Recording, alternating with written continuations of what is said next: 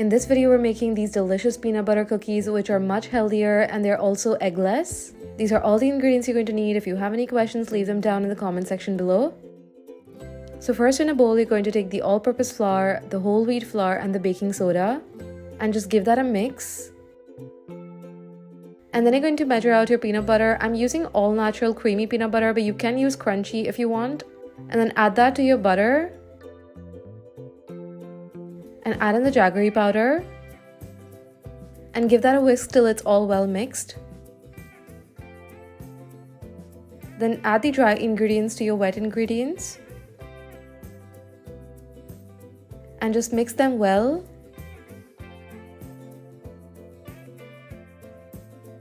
Also add in your milk little by little to make it all come together.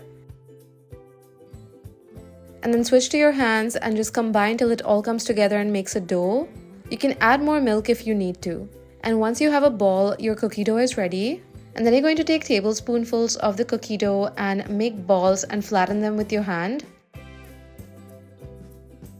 And then place them on a baking tray lined with baking paper.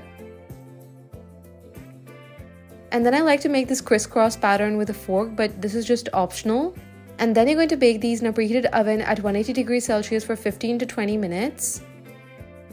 Bake them for a lesser time if you want them more soft, and bake them for longer if you want them more crispy. And once they're done, you're going to let them cool completely on a wire rack. Though honestly, you can eat them right out of the oven if you want to.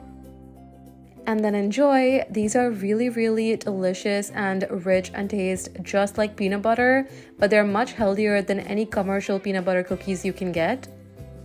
They're nice and crisp on the outside and soft on the inside and taste so good.